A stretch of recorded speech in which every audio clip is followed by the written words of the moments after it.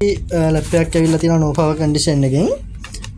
අපි බලමු මේ supply එකේ reading එක මෙතනට plug කරාම මේ supply reading එක 0.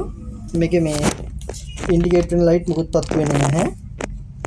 මේ තමයි තත්ත්වය. බලමු කොහොමද repair එක වෙන්නේ කියලා. friends මෙන්න මෙතන capacitors දෙකේ ප්‍රශ්නයක් තියෙනවා. පොඩ්ඩක් ඉන්න microscope එක on කරමු අපි.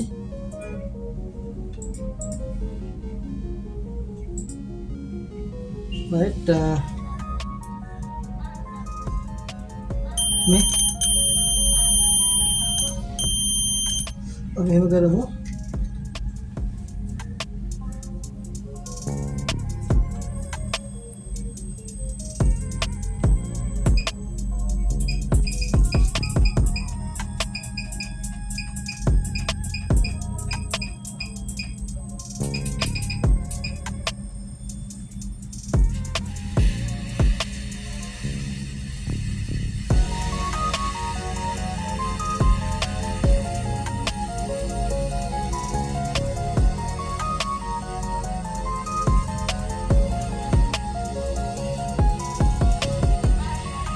කොහොමත් මේ දෙකෙන් එකක් ගිහින් තියෙන්නේ.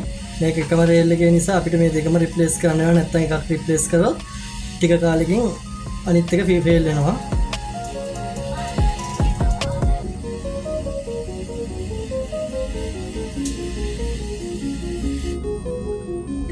right බලමු කොයි කැප් එකද ගිහින් තියෙන්නේ කියලා. දෙකනේ ෂෝට් එක තියෙන එතන මේ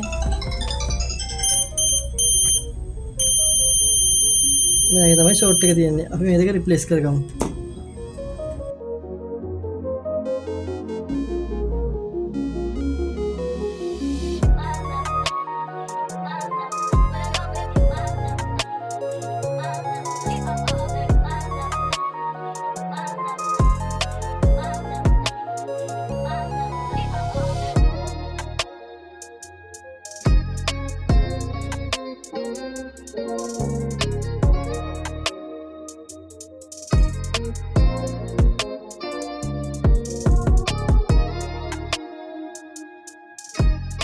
ලැප්ටොප් එක හදලා ඉවරයි.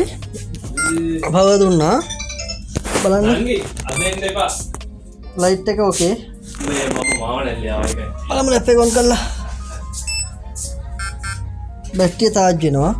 ඔන්න ලැප් එක ඔන් කරා. මිලි ඇම්පියර් ගන්නවා. මේ. එතකොට වැඩේ හරි.